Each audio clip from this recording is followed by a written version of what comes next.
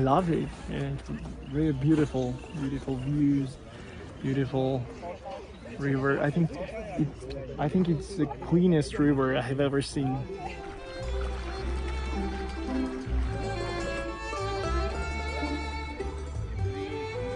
I think one of the most surprising aspects is that they're spending a lot of money trying to preserve everything within this land, and it's very interesting to me how they use the help of the local villagers to be able to preserve the nature here, right?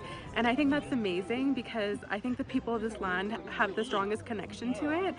So to be able to utilize those resources, to be able to preserve it, I think is a wonderful way to collaborate with the community.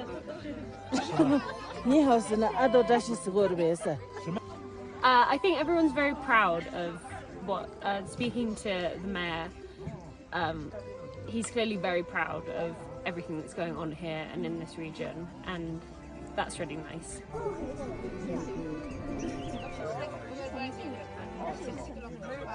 What's the most popular livelihood for them, their way of making money? 一部分还是农牧业的收入，耕地和牲畜，一部分就是项目和这个转移就业。光这个养鸡湿地就招了70个群众，等于给70个转移的一个就业。What about their education? 12年义务教育是小学到高中。And some villagers have kindergartens. The villagers that live in these areas, do they have access to like internet, data, mobile service? 全部4G 网全部覆盖了。